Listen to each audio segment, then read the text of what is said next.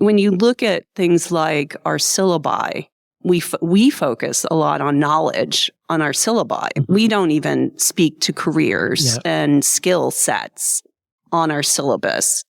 And I've been thinking about this more and more and trying to figure out a way to even make it easier for people to kind of have students reflect on that.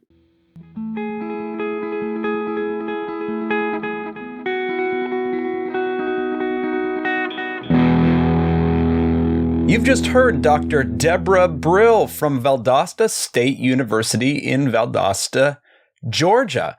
Eric had the opportunity to interview Deb at this year's annual conference on teaching, which took place in October of 2024 in Louisville, Kentucky.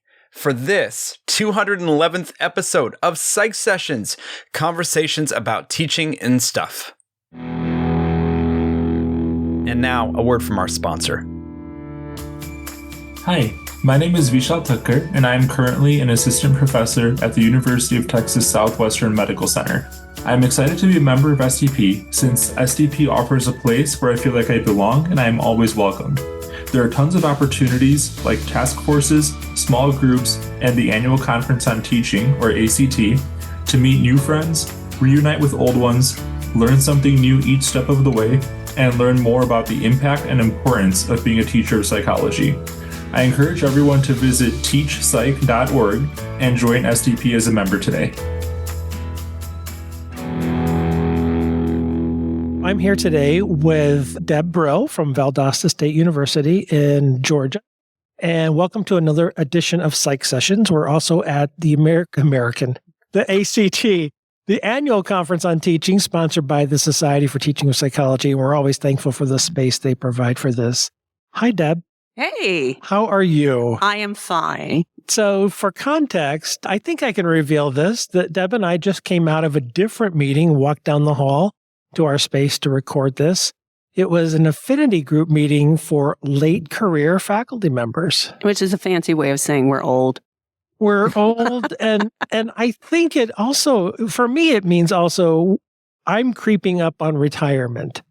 Retirement is not in my rear view mirror. It's in my future, and maybe I can see the light at the end of the tunnel. Maybe not. Let's hope it's not a train. Well, and so that's the mindset that you and I walked into this room with about, talking about that conversation. Tell our listeners about you and Valdosta, how long you've been there, what you teach, anything you'd be happy to share. All right. Well, as I mentioned earlier in the group, I have been down at Valdosta State since 94. Okay. I got the job down there whenever Valdosta switched over to be a university, and the lottery began giving funds for students to go. So they were hiring people at the time. Oh. And this was occurring during one of the minor recessions back in the 90s. Mm-hmm. So it was like, oh, look, somebody's going to take me for a job. Yay. Because that was a big fear. And I have had several different roles down there. My primary role for the longest time was coordinating the undergraduate psychology program. And I probably did that for about 25 years. That sounds like department chair. Is that not department chair? It's not. Okay. It was not department chair. No. My husband also works in the department, and somewhere along the lines, they began saying, well, maybe, you couldn't technically be department chair if your spouse is in kind of the same department. And I also kind of figured out pretty quickly that department chair, I could do it, but I wouldn't love it or maybe even like it. But coordinator, I really, over the years, grew to enjoy that. Although when I first started out, I believe at one conference you mentioned that when you first had to deal with assessment, you didn't realize it came with an extra S at the end of it. Am I right on that one? Yeah, that sounds like a me-ism. Yeah. And so I remember when I first started doing the assessment, oh my gosh, what is this? They don't teach this in grad school. That's right. So that's how I became involved in SDP, was to learn more about that. And then it got to the point where I was actually applying to go places to learn about assessment and help create assessment tools. And I was excited for that. So I don't know. There. It's like, you found a passion, or a passion landed in your lap or something. Yes, I did. And so now that I'm not doing the assessing anymore, I kind of miss that, like in a really weird way. It's wow, I don't do that anymore. So I'm trying to learn new roles toward the ending part of my career that, So you mentioned that you were told that since you and your husband were in the same department, it might not be wise for you to be chair. I am hoping with all hope that they told him the same thing. Well, he at the time, when we were, for the longest time, he was also coordinating a master's level clinical program. Okay. That in Georgia, they changed the guidelines for, and they said a clinical psychologist cannot be running a clinical counseling program. You have to be a counselor educator. He also had to do a major career change and become an undergraduate faculty member as well.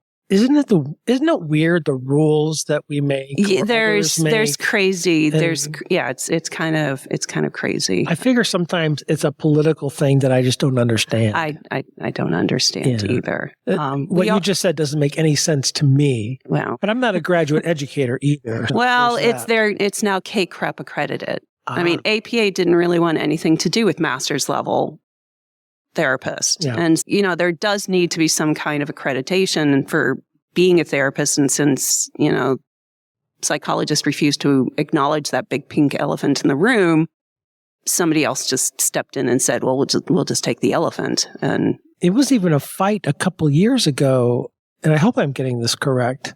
If someone needs to fact check this, they're welcome to. But APA just in the last 10 years allowed master's degree holders to become full members of APA and have full voting rights in APA. Well, that I'm not 100% sure. In general, APA is not really done a lot with master's level stuff. In fact, like one of the first papers that David and I did together was looking at the requirements to get into a master's program. Because whenever they were talking about, could we do some kind of they were looking for some kind of accreditation process. And when we started looking, it was like, there's really nothing out there. And so we did a survey that asked that question because we were like, well, no one knows and no one really has that. Again, it's just kind of one of those things where it's such a popular degree, but for some reason, we don't really seem to talk about it a lot. And I don't know why that is. Well, and talking about popular degree, I'm trying to sit here, remember, I know of one book chapter that you and I collaborated on, but I've read other works of yours, and they're in the careers area, aren't they? Or the skills area? Yeah. I mean, I've tried, that's kind of been my emphasis, has been looking at stuff with careers. And it's been super exciting here because there's so many people speaking that same language. Yeah. And I know you have somebody coming in later on that is also going to be talking about this. And, when you look at things like our syllabi, we focus a lot on knowledge on our syllabi. We don't even speak to careers and skill sets on our syllabus. And I've been thinking about this more and more and trying to figure out a way to even make it easier for people to kind of have students reflect on that. Because, I don't know about you, but like right now I'm teaching a class that has 50 students in. Yeah. And we're doing kind of a big project. And so there's already all of this grading. And then at the end, if I really want kind of reflection, it's like, all right, well, how am I going to incorporate that into the grading? How big are your classes? I'm teaching 2 this semester. One is 60 and one is 30 students. Yeah. And then if you're working with some of those others that have the super sections, it's like, all right, well, how, that's kind of one of the things I've been thinking about is like, how do we make this accessible to others, so that way they could get students to at least start thinking about that. Yeah, I think a lot about scalability. The things that I might be able to do in my 30-person class are things that are unlikely that I can do oftentimes in the 250 intro psych class, which we do have class sizes that large. And yeah, our intro to psych class is 160. Yeah. And that, I think nationally, that's on the lowish side. I mean, and there are still schools, Metro State in Denver. I think their intro used to be capped at 25. And I think it's crept up a little bit. I mean, but I think 60, 160. I mean, when I was in grad school, Binghamton had one that was 500. Yeah. That was like a small city. Yeah. That's as large as some universities and colleges today. I know. I'm going to get it a little bit wrong, but UW in Seattle, I think, has a 600-seat auditorium where they teach intro to psych. And I think in Eugene, in Oregon, at University of Oregon, they have a 750 seat. Yeah. And I know there's somebody in Florida that used to teach it years ago that had 1,000 students in intro psych. Yeah. He used to publish about it. And we also had a section online that was 100. And I don't even know how in the world that person managed that without ripping their hair out. Well, don't do that because it doesn't grow back, first of all. No, it wasn't. Luckily, it wasn't. It wasn't me. It was not. It was not me. Yeah, that was one of the. I commented before that my job now is to try to argue for people and say, maybe we shouldn't do that. And that was one of them that I was like, I don't really think we're doing anybody a favor. Psych Sessions is sponsored by W.W. Norton. Are you looking for more activities to promote scientific literacy? ZAPS 3.0 interactive labs from W.W. Norton are brief, hands-on activities that invite students to actively participate in the process of psychological research and discovery. Utilizing a consistent 5-part framework and incorporating transparent design principles, students experience classic psychological studies like the Stroop effect, false memory, the serial position effect, signal detection, and more. Once they've completed the experiment, students can compare their data with national data and their own classmates, offering the opportunity for rich in-class or online discussions. Bring the science of psychology to life for your students with ZAPS. For Psych Sessions listeners new to ZAPS, you can try it for free the next time you teach. Just go to siegel.wwnorton.com/Psych Sessions. And the folks at W.W. Norton will even integrate it into your LMS for you. That is Siegel, like the bird, SEAGULL.wwnorton.com/Psych Sessions. By giving them like that many people in an intro to psych class. I was telling somebody this morning over breakfast that I think it is it's harder to teach well online than it is to teach well face to face. I think part of that, and you can disagree with that, by the way. No, part of that's, I think, experience and. Well, I think so many of us, particularly after with COVID, we're just tossed into it, and when we originally created the online program for our department, we got voluntold into it. There you go. And we had people and luckily they supported us at first to build the classes. But then after that, they were just like, well, if you have to update the classes or whatever, it's on you. And so I had to, how I learned how to do assessment, I ended up going to conferences to try to figure out, how do I make a good online class? Because obviously you can't just, whatever you do in class, do online. That's right. And so it's tough. I mean, it's really tough to kind of try to think about things. And one of the things that I had to learn was making detailed instructions, but not so detailed that nobody's going to read them. I find myself at times going overboard with that and trying to make that more manageable for the students, trying to figure out when's the best time to be able to interact with my students because they're working at different hours than me.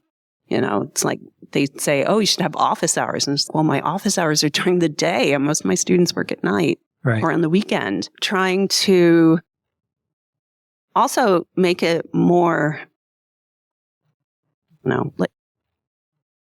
I've gotten way more creative, I think, with some of the things that I do online, because again, what you do in the classroom, you don't really do online. Like I know people say record lectures. I tried that and I didn't want to listen to myself for like the time talking.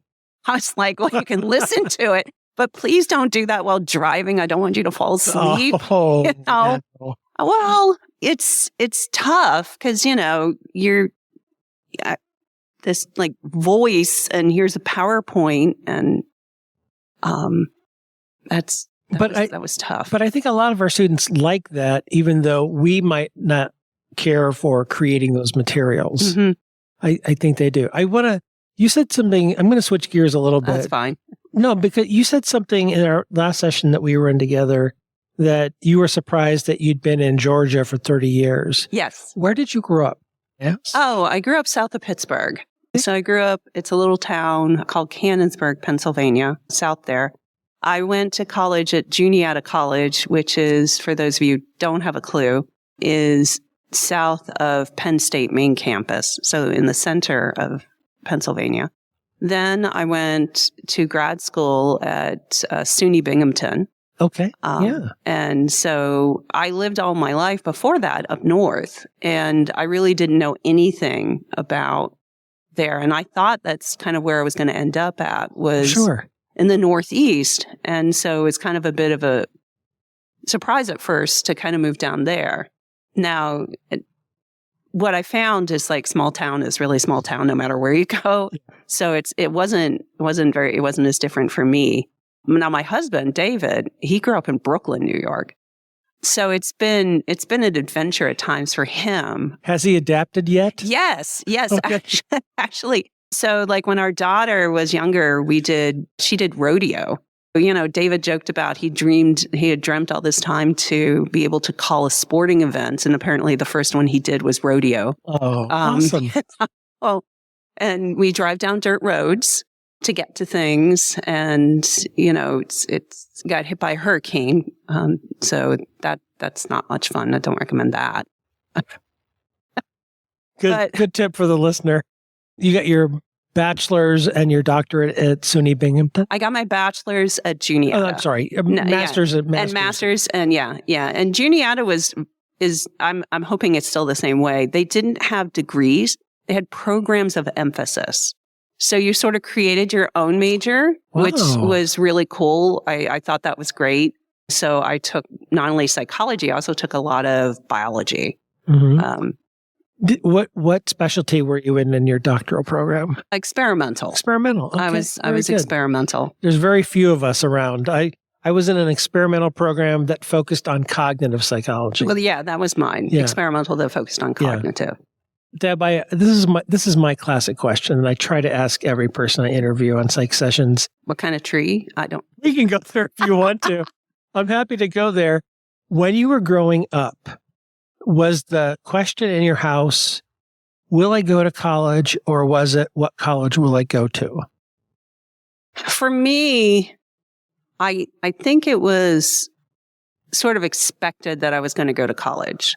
Now, neither of my parents finished college. Okay. Actually, I think they were both a little nervous about what I went into. Both of my parents worked at a state-run mental hospital, the same one. Yeah, so I have very interesting growing up. Yeah, and it was actually a very large one when I was growing up. It was, again, kind of like a small city. And so when I went into psychology, both my parents were just like, what? And now you'd think they'd think the other direction. Well, my parents work at a mental health institute. How could you not be interested in psychology? Well, I'm not yet. My mom was a psychiatric nurse, and my dad he took blood for a living. And so I think they probably had some not always positive opinions about some of the psychiatrists. I think psychiatrists, they were, and I think they didn't always have some of the most positive opinions of that. Okay, so they were worried about you going on that? Yeah, I think they were. And then when I got the degree, when I said to them about grad school, they were just like, well, why? A lot of my Sorry. Probably shouldn't be laughing. No, it's fine. It's fine. For sure. And so a lot of my family didn't go to college. That just wasn't, that wasn't a thing. And I mean, on my mom's side, they can trace everybody back to Poland. And so like for me to go on even to grad school, I was probably like the first one in that family that would do that. And my parents are like, well, we can't help pay for that. We got 2 more kids. And so I was like, oh, okay. I guess I better figure out how that's going to get paid for. So where are you in the birth order with the 3? I am first. You're the firstborn. I am the firstborn. And I think maybe first gen isn't the correct. You're the first gen to go on to graduate school. I mean, your parents did a little bit of college. Yeah, they did. My mom went into nursing. She had to. School. She's an RN. Once an RN, always an RN. After retirement. I don't know what that means. Yeah, once a nurse, always a nurse. She's like she's been retired for a while now, but she's still very much has that nursing kind of mindset. So you, your husband, your daughter have gotten free health care all of your lives? Well, we've gotten free advice. Okay. I'm not sure about that. So yeah. So what's the gap between the oldest of the 3 sibs and the youngest sib? There's 7 years. Okay, that's not a big gap. No, it's not. Yeah, it's not a big gap at all. So tell me about the Deb in high school. Psych Sessions is proud to partner with Macmillan Learning. At Macmillan Learning Psychology, content matters, and these days, digital content matters more than ever. Macmillan Learning's Achieve elevates interactive teaching and learning with an extraordinary range of online course content in a powerful yet easy-to-use platform. Interactive ebooks, innovative assessments, engaging videos and activities, helpful instructor resources. Achieve brings it all together and makes it easy for you to find what you need and what you want. See for yourself. Go to macmillanlearning.com/psych sessions for an introductory tour today. Macmillan's Achieve for Psychology, engaging every student, supporting every instructor, setting the new standard for teaching and learning. Were you very uncool? A band geek? No. Were you in drama? Were you in sports? Yearbook? Were you captain of the chess team? No, I wasn't that. I was in high school yearbook. I was also very much involved in Girl Scouts. Oh, awesome. Yeah. In fact, that was kind of my summer jobs, was working as a Girl Scout camp. I used to do really hardcore camping, pack everything in, pack everything out. I don't do that anymore. The ground seems to have gotten harder as I aged. So My version of camping is a Holiday Inn with a broken TV. That's what I've said. That's about where I'm at now. I did finally sacrifice all of the camping stuff to one of my daughter's friends. He needed camping stuff because he was doing stuff related to that for his first job. And his mom I was like, just come over and take it all. It's fine. Good for you. I went camping once in my entire life as a kid, and I enjoyed the people I was with. I did not enjoy the lack of comfort. So I've wanted that bed thing my whole life, I used to, like we're talking fire pits, water pump, latrine. Yeah, no, yeah. It's really hard for me to think now. You can't believe that a young Girl Scout who did all that stuff. Yeah. Well, I know. But that was what I did in high school. That was my thing. That was your thing. Mm-hmm, that was my thing. That was your peer group that you bonded with and hung out with. Yeah. Okay. Very good. Very good. All right. What's next? What else do you want to talk about? I think I've kind of driven this so far, and I can keep driving if you want me to. No, that's fine. There's a couple of different ways that we can go with this. I can tell you kind of things that I'm doing now to try to keep myself occupied. So, we talked about that we're closer to retirement. Yes. And I think part of sometimes what ends up happening as you go through your career is you get stuck in a rut. I mean, I have found myself doing that, like other things in your life, kind of take over. And I understand that, our daughter, for example, and all of her activities. And so this year, I started thinking about different things. I got history of psych back. I hadn't taught that in a while. And I got it back quickly last year. And so I just did what I used to do. And then I was like, this isn't working for me.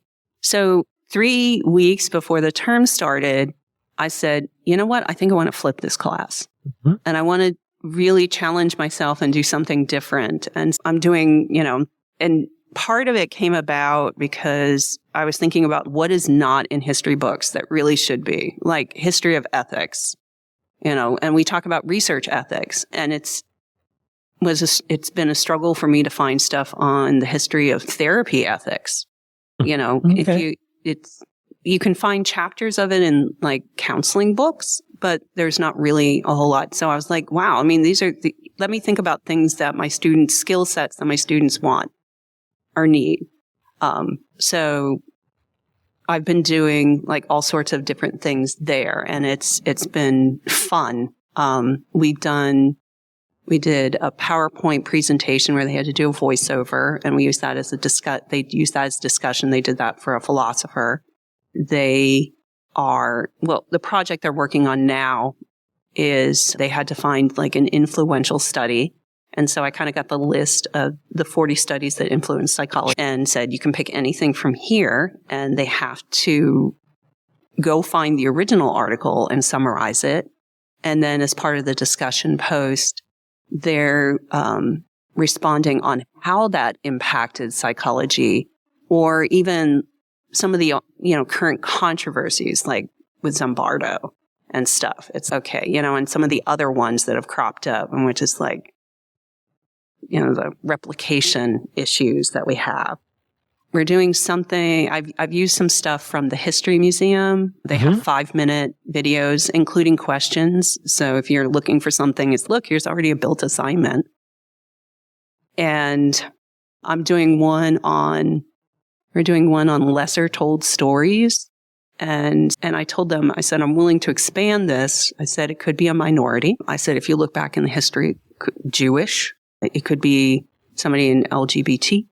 That it could be, I said, also, I don't really know anything about the history of psychology outside the United States. Right. If you want to write about history from a psych from another country, I'd love to learn that. That would be great. One of the ones we were supposed to do and got disrupted, so I'm hoping we're still able to do that. We're going to work with the psych club. We came up with an escape room that we nicknamed the Vunt Hunt. Yeah. Okay, that's good. Yeah. He caught me off guard. Yeah. Really okay, you have to thank David for that one, because I was like coming up with this, and David just looks at me and he's, the Vunt Hunt, Deb? Come on. It's right there. How about the Vunt Hunt? Exactly. And, I found, we're doing all sorts of things. There was a paper that was published that had some of the actual original instruments that he had. And so we're going to kind of do a match. What is this instrument? We've got a whole bunch of different things that I'm kind of excited to do. In a future one, we're going to do it like a Freud family feud. That's good too. Yeah. And, I figured the people that kind of stayed with Freud and the people that didn't stay and split them up. And then whoever you pick, that's once we do the Freud activity, then it was going to be like, okay, now you have to write about whoever you chose to be in the family feud group. So yeah, I've got all sorts. They're going to be doing a collaborative project as well, a group project, because I joked with them. I said, okay, there's going to be at least 2 things that you hate.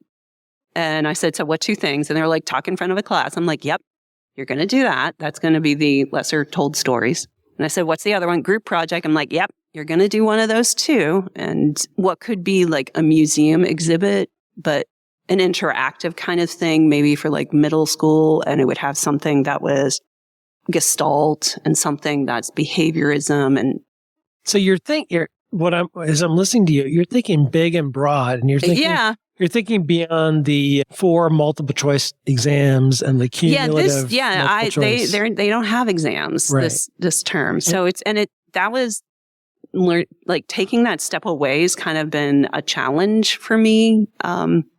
But hopefully they're enjoying it.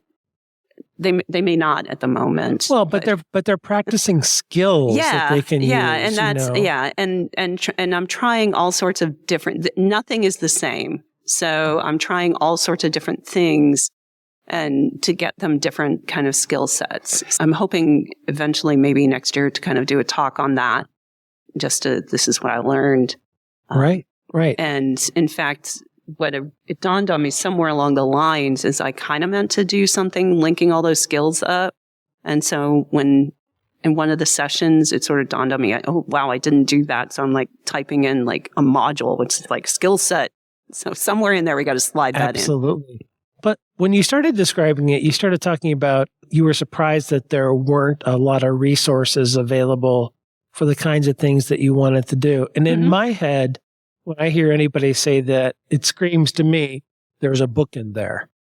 Well, I'm sure there probably, that may be the case. But one of the things I figured out is I'll just say like too lazy to write a book. That's a lot of work. I've done supplements for things and being able to sit down and I can do an outline, and that's about where I know that I can get to. Okay. I know my own skill set, and I'm good at the first part. But then when it comes with the polishing and the this and the that, then I'm just like, all right, now I'm just bored with that. I don't want to do that anymore. So if somebody would be, want to have this really random outline with like notes scribbled on the side or something, I'm your gal. But and I'm not going to try to talk you into it because I respect someone who knows their own skill sets. But I will tell you that I believe that you have them. And if you wanted to use them that way, you could. I hear you on the lazy / it's a lot of work, but so is flipping your entire history of psych class 3 weeks before the semester. Well, yeah, it is. You're not afraid of a lot of work. No. Well, I like that. So it's keeping me stimulated and challenged. Like I'm learning new programs to do things that I've never used before. Mm-hmm. And so that's keeping it fresh. And so I really like that part. That actually is the part that kind of scares me the most about retirement is being able to say, oh, what am I going to do today that's new and different? Yeah. Let's go down that rabbit hole. Yeah, let's go. Yeah. I mean, I don't mind. No, I don't mind. I'm going to be completely honest with you. I am completely scared about retirement. I am too. I am scared because am I going to be one of these 60-something-year-old men who retire and die 6 months later? And I talk about this all the time. I hope to God not. And thank you. But it's about that generativity, right? It's about, for better or for worse, my identity is tied to being a college professor. It has been for 35 years. And once I'm not that, what am I? What am I going to do? I'm not quite dead. And so I'd like to contribute in some way. But if I don't have a job and platform and a support infrastructure, what is that going to look like? And I don't want to just linger around just to hang around because I can't make up my mind. Mm-hmm. So Deb, I'm completely scared about. Well, I actually am too. And to talk to this a little bit, part of the reason why David and I have talked about retirement is our jobs have changed. And I know Jane mentioned like some of the things that she's having, and we've kind of had some of these changes at our university as well. And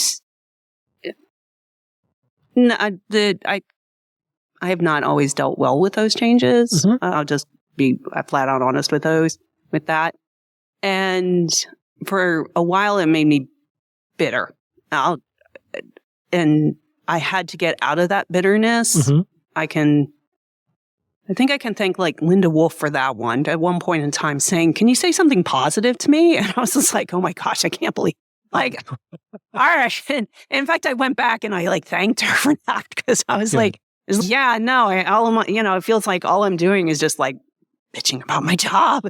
And that's also the reason why I like flip the classroom. It's okay. I got to get out of that mind. I got to change things. Interesting. Yeah. Yeah. And and so, I mean, I'm back to liking my job again, but also we had part of the reason why I got history of psych is one of my coworkers died last summer.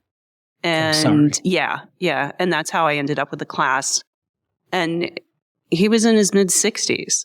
Somebody just recently died in another department and she was 48. And I was just like, wow, there's other things I might want to do.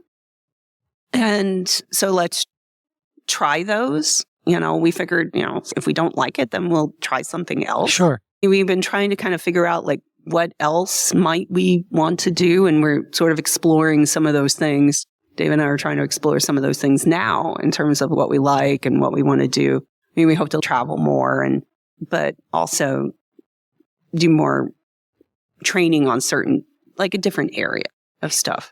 I have this, I tell myself if I retire in the next 2 or 3 years, I'll keep working on projects. I have projects that I want to work on and things I want to do. But at the same time, I say to myself, well, if I'm going to keep working on projects, why wouldn't I keep being a professor and get full salary rather than somewhat lesser salary in retirement? And so I am twisted. For me, I think it's about relevance. Will I still be relevant? Yeah. And I don't need to matter to students. I don't need to matter to my faculty colleagues. I think I worry about, am I going to matter to the world? Maybe that's just the last born talking, right? If we're going back to birth order. Well, no, I mean, I think that's true as well. I mean, the other thing that sort of got me thinking about this as well is like one of our vice presidents at the beginning of the meeting, one of the meetings, he had had a heart attack. And, his opening remarks are, as he's coming back from the hospital, is that, don't kill yourself for your job. The university's going to continue without you. We're all like, good for him. That's motivating for this year. But it's honest. It's honest. Yeah, it's like we've been trying to figure out like what else we would be doing, like what else. And I probably will, try to keep my hand a little bit in teaching, like doing some adjunct work or something like that. I don't know. But even like future directions, like what else I might like to do.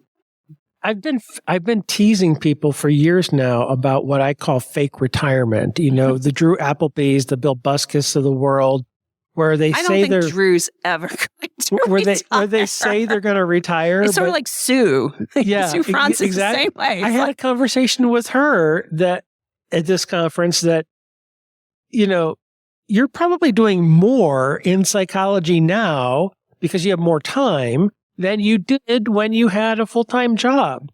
And I think she's probably doing about the same, but I think retired would be the wrong word for her. She's just changed jobs. Yeah. She's just more working for herself. Yeah. And flat, I think and flat world. Yeah. Yeah. Yeah. She really is. Yeah. Because all this stuff she keeps doing is wow. Like I'm still working the field and I feel like a slug. Holy cow. Well, we have these people in our lives, if he wasn't so lovable, I would hate Regan Gurung. Oh my God. Because I think I'm a hardworking person. And then I look at him and he's at 18 conferences with 2-3 new books a month and giving keynotes and winning awards. Really. And it's, damn it, I've worked hard. I've worked hard too. Stop. I'm 61. Stop comparing myself to other people. When am I going to learn? No, it's, I think you're always, that's kind of what you're kind of going to be doing. And in fact, that's partly, I'm thinking, maybe just to step away and just, as I said, do something different where it's like I at least can acknowledge I'm a novice at that. Right. So, I thought about like one of the hobbies I've picked up recently was learning how to do proper barbecue. So I've got like a class that I've got set up with this, this December with this big barbecue guy. I'm learning how to do that. I decided to, once retire, do like sommelier training. Cool. Very cool. Yeah, I'd like that. David and I like to currently travel and go to different breweries. So something, I don't know if there's a beer version of sommelier, but we're working on that now. Okay. Well, I don't know. We're just drinking a lot of beer. We got just like a fancy title for it. Yeah, because sommelier sounds fancy. You got a cover story. Yeah. This beer has overnotes of a wood barrel and whatever, charcoal. It's like filtering. In fact, that's kind of partly what we're going to be doing this afternoon. We were in fact talking about that. Oh, look, they're doing this Oktoberfest thing on the main street, but we also talked about hitting some of the breweries over on the other side. And again, we just really doing that. And used to be called pub crawling. Right. And tasting different beers and things. And, we'd like to continue with that or, even do some work in that area if somebody would hire us. So what do you do for barbecue? What? Well, I've tried different things. I think I kind of have ribs down. I've got pretty good at that. Yep. I can do like a smoked pork belly. I've not gotten the really big pork butt down yet. I find that it's still dry. Okay. I got it. And that one's kind of tough because when you're talking about that much meat, you don't want to destroy that much meat. Right. I've done, and for some reason, like I end up overcooking chicken too. I have not mastered chicken. So are you indirect heat, a Traeger, indirect. a big green egg? No. I just have, it's indirect heat on just a standard grill thing. Awesome. And so I've been, as I said, kind of doing that. I'm trying to think there's a few others that it's like, oh yeah, I've kind of gotten good at that. Yeah. About a month ago, I did a pulled pork. Yeah. And a pork shoulder into pulled pork. And it took me about 13 hours. Yeah. It was a long day. They are long days. They really are long days. Actually, it was a smoked, I think it's sirloin tip. Okay. Yeah. And that takes a much shorter amount of time because you don't want to overcook it. But wow, that turned out really good. I've done some overnight briskets where I'll put it on before I go to bed and get up once in the middle of the night and check it. And now, of course, you've got the apps where you've got your plugged in thermometer. And I have that. Yeah. Isn't it great? I mean, I do. And that's because that's really good because, in Georgia in the summertime, it's 100 degrees out there and really humid. So it's much, much more comfortable, when you're inside the AC rather than out there. I have a Traeger with pellets, and so I want to get an alert if my pellets are low. Yeah, I know. No. I'm trying some of that. I don't have the Traeger yet. And you deserve it. If you're taking a class in it. I'm as I said, I'm learning how, and it's one of those things where I realized I need to keep learning. That's one of the interesting. Yeah, I do over the summer. And Christmas as well, when I'm at home so much, it's like I do fine for a while, but then after a while, I start getting twitchy, and I need to do something, and I can't just. I laugh and smile about that because my wife is the exact same way. If she's got time off during the year from her job, 1 or 2 days, she can lounge around and relax. But by about day 3 for her, it's... Well, I've at least made it up to like week 3. So. But for her, but she doesn't have big gaps of time, we do, like big blocks of time. By about day 3, she'll look around and go, we can rip out that carpet over there. We could put down hardwood flooring, or we could do rocks outside our house and have 3 yards of rock, and we could distribute that. And actually, we're in the midst of those projects now as she gets time, and it doesn't take much to convince me. But I understand that mindset of getting itchy and needing something to do after a while. And sometimes I have to be like pushed into it because I just sort of, again, kind of get stuck in that rut. And then I don't even realize I'm down in that rut until David's over there going, Deb. Deb. He goes down an octave. Deb. When I'm at that point, I'm sure he's just you're going in a bad bad way. And sometimes I don't see myself going there until I'm there. And then he's okay. Let's go off and do. You have to plan something. You have to do something. Oh look, I'll plan a trip, or oh look, we'll do this, or oh look, let me learn how to do barbecue. So two things. First off, I think your first full name is Deborah, right? It is Deborah. So does he ever go, Deborah? No. Do you get the full name? Does that mean he's trying to get your attention? No, I don't. No, actually, okay. I don't think I don't think so. Really, because for me, Deborah, and my middle name is Sue. The only time I got that was whenever I was doing something really Well, your appropriate. parents, right? Yeah. And I don't, and they call me Deborah at home. Well, my parents do still, but I've been going by Deb since college. Once I dropped Debbie. Yeah, I know. I look like I'm Debbie. I think we end up fitting the names that we have, however that happens. Yeah. My second thing I thought of was, I have that exact same kind of concern about, you've got something to do and you go down that rabbit hole. With retirement for me, I worry about, will I run out of things to do? Yeah. And then what will I do? Will I just watch TV? Will I watch TikToks? Which not bad in moderation. I just play random games on my phone. Yeah. And so I do worry about, what's next. Yeah. And so for me, that's, as I said, that's kind of a big thing because, when I retire, I'll be 60 and the women in my family live a good long time. So it's like, all right, if I'm going to have 20, 30 years after I retire. Yeah, that's a long time. Yeah. And luckily in my family, the women remain pretty sharp until I had family members that, lived over 100. Yeah. It's a good solid Polish stock.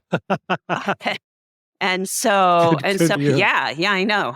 It's wow. Okay. So what am I going to do for that time? I want to travel. Well, I'm going to be able to do that all the time. I'm sure David loves barbecue, but there's probably only so much that he wants to eat of that. It's so definitely trying to figure out those things to kind of remain fresh is important. Deb, we're almost at time. I so much appreciate your time, but is there anything that you wanted to, hey, I'm going to talk to Eric and be interviewed. I want to talk about X. Have we covered X or do you have, do we still need to solve for X? I think we've talked about X, Y, Z, and maybe 7 squared. Okay. I'm not 49. Yeah, maybe something like that.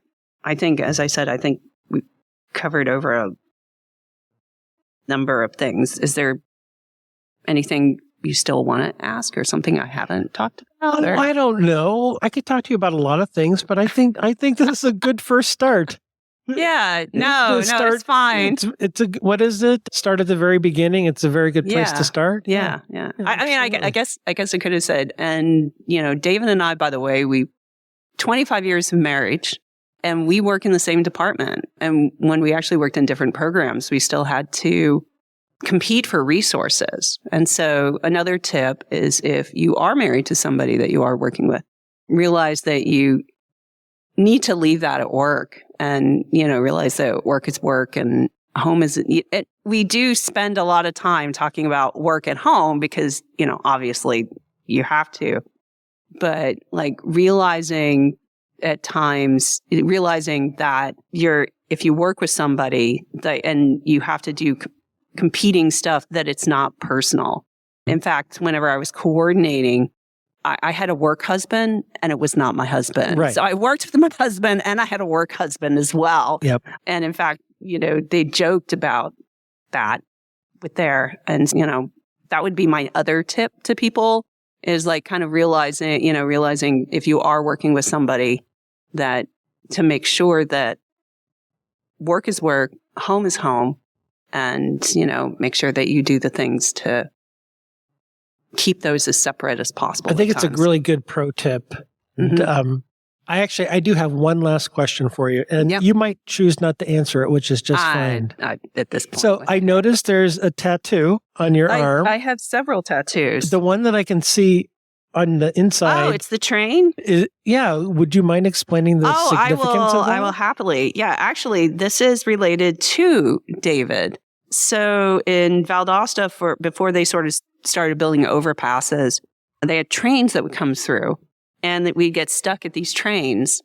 And, we were sitting there, and David was, kind of complaining about we couldn't go somewhere with the train. And I said, well, you could complain about the train, or you can kiss me. And nice. Try not to vomit. I'm smiling. Now I tell that to and so now, it just is it's a little train with little hearts kind of coming out. And if we kind of get stuck at the train and we're not with each other, we text each other, train kiss. So that's a train kiss. Very sweet. Yes. I cannot think of a better way to end. Thank you. No, seriously, it's very lovely. Yeah. Oh, thank you. And after 25 years, that you're still thinking like that and thinking about each other. Yeah. He has several tattoos on there that relate to me. Awesome. And yeah. Deb, thank you so much for your time. Thank you so much. I really appreciate it. Hey everyone, Garth here. Thanks for listening to Psych Sessions. If you could go to wherever you listen to our podcast and you would follow that podcast or like it, it really does help us as we are trying to get out to more teachers of psychology. Also, if you haven't checked out our website, please visit psychsessions.org and sign up for our monthly newsletter. We offer free resources and valuable news that you are going to want to know related to the teaching of psychology. Thanks.